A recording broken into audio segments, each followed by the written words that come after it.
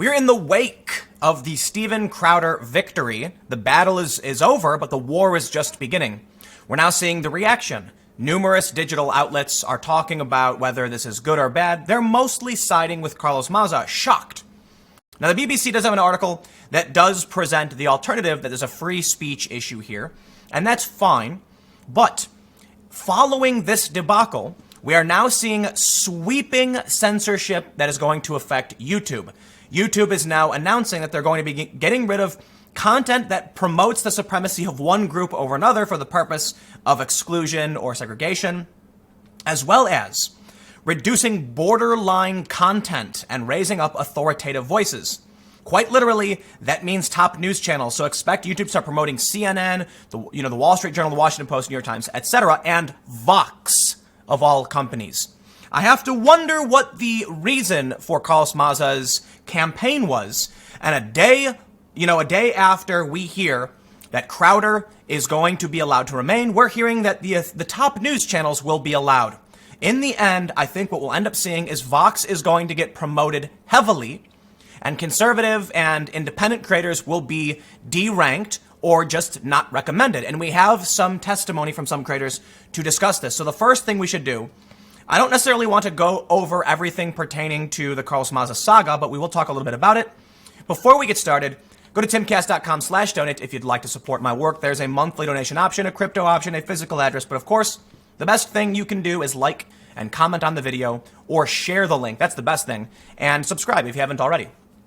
But for those that are unfamiliar, Carlos Maza has been on a campaign to rally a bunch of creators to go up against YouTube because YouTube will not ban conservative comedian Steven Crowder. Crowder has repeatedly made videos debunking Strikethrough, Carlos's show on Vox, where he also imitates and mocks him and calls him things based on his identity. Steven Crowder brought up, naturally, I'm more on the side of Crowder should absolutely not be banned or punished in any way because late night hosts do this all the time. In fact, Crowder made several good points, in my opinion, about several things said by Stephen Colbert, by Samantha Bee, by Trevor Noah. Trevor Noah even mocking the race and the accents of certain groups of people, in which case you can't get mad at Crowder for the same behavior. Conveniently, however, following this, YouTube is now taking action, and they're doing a few things. As I mentioned earlier, they say that they're going to be removing violative content, raising up authoritative content, reducing the spread of borderline content, and rewarding trusted creators. They're going to remove, let's see exactly what they say. YouTube has always had rules of the road, including a long-standing policy against hate speech. In 2017, we introduced a tougher stance towards videos with supremacist content, including limiting recommendations and features like comments and the ability to share video. I completely disagree with what YouTube is doing, and I will explain that after this paragraph. This step dramatically reduced views to these videos on average 80%. Today we're taking, actually, I don't necessarily disagree with that, with limitations. They say today we're taking another step in our policy by specifically prohibiting videos alleging that a group is superior in order to justify discrimination. That is insanely vague. Does that mean if someone says the people who support pineapple on pizza are inferior, they will ban that group? Of course it doesn't. This is a vague rule on purpose to give YouTube discretion in getting rid of whoever they want. They say segregation or inclusion based on qualities like age, gender, race, caste, religion, orientation, or veteran status. So obviously I'm being hyperbolic with the pineapple thing. The point is it's vague on purpose. This would include, for example, videos that promote or glorify a certain German World War II ideology, which is inherently discriminatory. Finally, we will remove content denying that well-documented events like World War II era things or Sandy Hook Elementary took place. Yes, because of YouTube's rules, you understand how I have to try and communicate these ideas. Criticize me all day you want for it, but I'm not going to sacrifice my ability to get the message out simply because there are arbitrary rules on YouTube. I'm going to try and work within that system. We recognize some of this content has value to researchers and NGOs looking to understand the content in order to combat it, and we are exploring options to make it available to them in the future. And as always, context matters, so some videos could remain up because they discuss topics like pending legislation, aim to condemn or expose these groups, or provide analysis of current events. We will begin enforcing this updated policy today. However, it will take time for our system to fully ramp up, and we'll be gradually expanding coverage over the next several months. I completely disagree with banning it. However, I don't disagree with the limiting of recommendations. YouTube is under no obligation to promote your video to anyone, but restricting the content in such that it can't be found, searched for, or it can't be subscribed to, I think is very dangerous. Banning the content is dangerous because here's the thing. You ban these people who I think we can all agree are very bad people, right? They have, I shouldn't say necessarily bad people, absolutely misguided. Some of them are very bad, violent people, but they have a terrifyingly bad ideology. And it's not just them, it's whatever group that wants to engage in extremist acts. When you ban them, they end up on platforms that allow it. Then what happens is somebody gets banned for something inane. They say a stupid joke and they get banned. That person has no option but to go to the same platform where you are putting, it's the best explanation I've heard for it came from, I think this was Joey Salads who said this. You're taking somebody who got busted for pot and putting them in prison with a bunch of gang leaders. What do you think that's going to do to these low-level people? So that's a bad, bad idea. Furthermore, you want people on YouTube to be exposed to other ideas. In fact, Twitter is actually researching whether or not this will have a positive impact. So I think it's dangerous that YouTube is going to start outright banning certain content because I guarantee you, you will then push people who are not that bad, but get banned for simple things. Let's say this. You've got the leader of a particular group on a certain platform saying crazy things. Then you've got a dude who made an off-color joke and got banned for it. You put them both together, congratulations, you made the problem worse. But of course, in my opinion, YouTube is more concerned about protecting the brand as any business would be. That I can understand. Interestingly enough, that is not just my opinion, over at the Gamer Ghazi subreddit, which is, they self-identify as SJWs, they basically say that. It's just, they call it, that it's just PR blah blah. They say that YouTube doesn't care about damage control, they just want to do, they want to put out PR BS. That's the point. So it is the belief, at least of just these random commenters on this one forum. I'm just trying to find some comments from people identify as SJWs, facetiously, but still in that camp, explaining that they feel this censorship is meant to placate them. I completely agree and think it is. Now, YouTube has said this was, they were planning this for months, and that may be true. It may be unfortunate timing, but I do think I'm not going to, what's the simple solution? The simple solution is that YouTube has been railed for the past week with people demanding the banning of Steven Crowder, targeting advertisers now, and it's only escalating. And then all of a sudden YouTube comes out and says, hey guys, we're going to give you more censorship. How does that sound? Convenient? Coincidental? Whatever you want to call it. I look for the simple solution. The simple solution is Vox, a major NBC-backed company, targeted an independent creator, and now YouTube is saying straight up they are going to be promoting top news channels, which we know means major corporations like NBC. Coincidence? Personally, I don't believe it's a coincidence when it literally follows suit. I'm not one to believe in conspiracies, but I don't think it's a conspiracy. I think Vox is powerful, put pressure on YouTube. All of these people, including Hank Green and other personalities, put pressure on YouTube, and YouTube said, fine, we're going to promote top channels. But this means bad news for independents, because we've seen the criticism coming from quite a few people. They say, reducing borderline content, things that almost break the rules. But I ask you, what does borderline content mean? Who almost breaks the rules?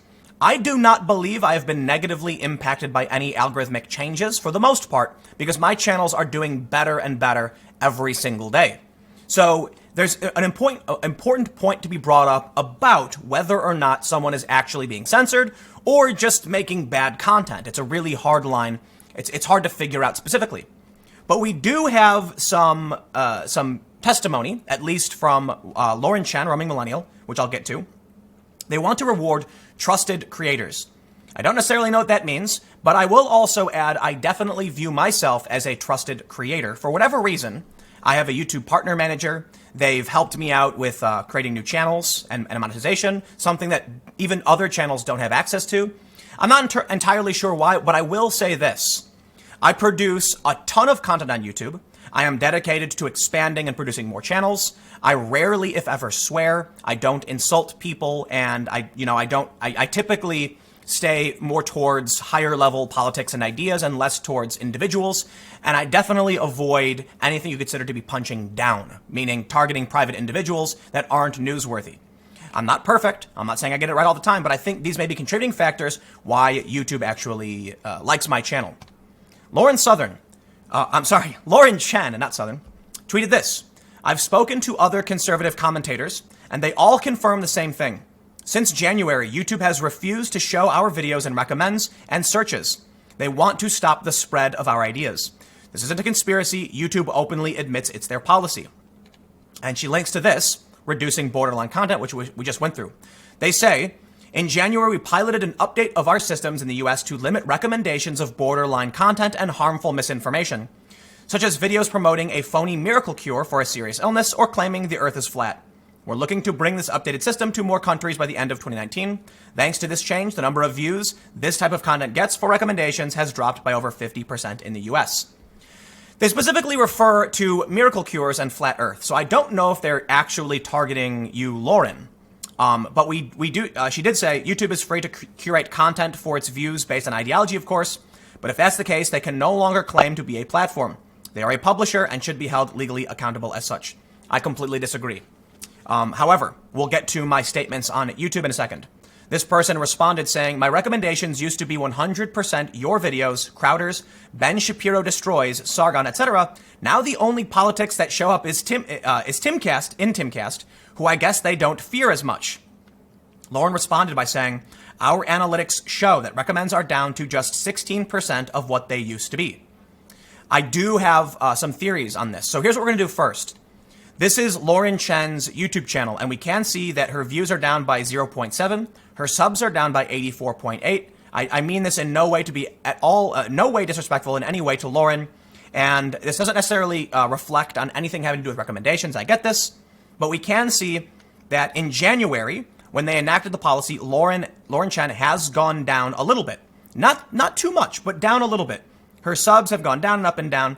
I don't think this is necessarily indicative of anything. But I want to highlight that Lauren is looking at a loss of recommendations. Simultaneously, YouTube says they're launching this program. And we know that there's been some reporting to suggest that Lauren was actually labeled a troll, I believe, by Facebook.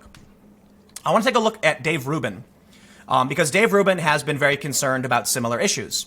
We can see that Dave's views are down, subscribers are down, and he's losing subscribers. So I can't necessarily explain. We can see that in January, Dave's views took a huge dive. Look at this. Before January, Dave's views are up, down a little bit. But then in January hits and his views kind of drop a lot. Monthly subs did as well. So we have two channels that have been concerned about a loss of viewership. Simultaneously, YouTube saying they're going to be getting rid of borderline content. Now, I do not believe necessarily this is evidence of anything. I want to be fair to Dave and Lauren. I looked at Steven Crowder's numbers. And Stevens actually were pretty solid in January, went up. They've gone down a little bit, but viewership does decline in summer months. So this is also not evidence of anything else. And my channels have been doing consistently well. So I can't say there's evidence. It's entirely possible that certain channels are targeted and others aren't. So I don't want to make it seem like there's a conspiracy, but I always want to stress YouTube changes their algorithm, and it doesn't necessarily target individuals. The changes could result in people losing viewership. Now, again, it could be entirely possible this is them de-ranking and restricting viewership to these channels. But again, it could also just be that people's content isn't up to par, or more importantly, and I want to stress this point, in the early days of YouTube, there were very few good creators. It was a lot of low-quality webcam stuff. But it got a ton of views because what else was there? Vice got their start on YouTube doing really, really well. Millions, tens of millions of views. They don't get nearly as many views on their documentaries as they do anymore. Why? Because there are now way more channels, substantially more channels, way more options, and market saturation reduces viewership for a lot of people because people now have a choice. We are all on YouTube running on a treadmill that keeps speeding up. I am well aware of this. I have talked about this time and time again, and that's why I run full speed until my toes are bleeding, and I produce 6 to 7 videos per day. I recognize that we are running on a treadmill, and I'm going to run faster than everybody else, which is why I think it's not surprising someone mentioned they only get me in recommendations. I'm certainly not doing this to hurt anybody or anything like that. I'm just trying to do my best to succeed. Admittedly, this may result in my channel being recommended way more. If you don't produce consistent content, as many of these creators do, YouTube will absolutely de-rank your content and you will appear less. And then because people click your videos less, you get recommended less, you get less viewers, you get less subscribers, and things go down from there. It's why many companies have abandoned their channels outright with hundreds of thousands of subscribers. They get caught in a downward spiral. It is a dangerous and difficult game. So I want to make sure I stress this point because I do not have evidence to suggest that anyone is being censored or deranked. But there is some circumstantial evidence to show it literally does happen. YouTube admits it happens, and it's possible it does impact people like Dave and Lauren, although I'm not entirely convinced. I'm not trying to say they make bad content. Quite the contrary, they make fabulous content. But I am saying it's possible the algorithm has deranked them because they're not playing the game as the algorithm wants. Not their fault. Literally what YouTube does, and I think it's a huge problem. But moving on from this complete and total censorship, I want to just make sure we wrap up the final thought. YouTube absolutely is launching sweeping censorship. They are going to be deranking people. They're going to be propping up top news. It's entirely possible the reason Lauren's views are down is because CNN is now getting those recommendations. I did a search for a breaking news story to try and see what was going on with this deranking. And sure enough, I can't remember what story it was. There was like CNN, there was, BBC or something, a bunch of these traditional news outlets. My videos were appearing, but nobody else's. I was like number 7. So I think YouTube must like me for some reason. Admittedly, YouTube has liked me for a really long time. YouTube sent me a free iPod years ago. I've consulted them on numerous occasions. So I may actually have some kind of special shield, which is why people see my recommendations and others have been deranked. My channel is doing well. Admittedly, Crowder seems to be doing very well. He is the top 2,000th channel on YouTube out of something like, 50 million YouTubers. So he's doing well as well. But again, it's hard to know exactly what's going on. But I want to make one more point on this matter from Oliver Darcy. He says that YouTube tells Donnie, who is a CNN reporter, the company will remove hundreds of thousands of videos as a result of its new ban on supremacist content it announced today. There is more news going on here, but I want to throw in a comment on the controversy before we move into a different story that is relevant. Michael Tracy said the contemporary online media proves every single day that they're completely unmoored to any recognizable ethical journalistic principles, and as such 100% deserve to be hated by the wider American public. That is a very, very bold and direct statement from Michael Tracy, but I gotta say, Michael Tracy and Glenn Greenwald, two people on the left, have been absolutely amazing in this regard. I agree with them. These journalists who are targeting the system in this way to prop themselves up, I believe, full stop, it is a business tactic, 100%. Well, maybe not 100%. That's a bit too absolute. But look, top news channels getting promoted. Yes, they're doing it for personal gain. That's the point of the controversy. And I believe YouTube is doing this to bend over backwards to a dying media that hates them. But YouTube's going to promote them anyway. That's the mistake on YouTube's part. I want to end by talking about some serious issues as it pertains to the fringe of the far right. This charges against alleged white supremacists tossed by Judge Cormac J. Carney ruled that the three men's actions amounted to constitutionally protected speech. I'm not going to read too much into this, but I want to highlight this in that these men were absolutely advocating for physical conflict and confrontation. And then they went to a riot and actually engaged in it. But a court has ruled advocating for it when there's no imminent event is protected speech, which to me is really, really interesting because they are certainly dancing on the razor's edge. This was just a quick side note that I want to bring up because I wanted to mention that a court has defended the right to advocate violence in private, no, not even in private, just the general idea. So arguably, that would mean Carlos Maza, who has called for milkshaking, and other people calling for milkshakings, is protected speech. Advocating for the use of violence is not the same as directly inciting it, which is surprising. And I think ultimately it'll come down to a case-by-case basis. So I'll leave it there. Let me know what you think in the comments below. Do you feel like this is all part of, YouTube spending over backwards? They're scared of the controversy. I don't want to necessarily, I'll clarify this. I don't want to say that, Vox is twirling their mustache like, now we're going to make money. The point I want to make is they see no risk here. It is a net gain. So Vox is sitting back saying, oh no, YouTube, what are you doing? You better prop up, more traditional and top-ranked news channels like us. Ultimately, this will be a massive net gain for Vox and other channels like them, whether it's intentional or not. Somebody, Carlos Maza, who already gets million plus views, on his videos is now going to be benefited following the campaign he pushed for. Steven Crowder will not be banned, but there's still going to be a victory for Vox and the corporate media. NBC News-backed Vox will benefit from this, as will NBC. So let's cut the crap, huh? Let me know what you think. Stick around, more segments to come. Next video starting at 6 p.m., youtube.com/TimCastNews. For those in the podcast, these have a different arrangement, so I will see you in the next segment.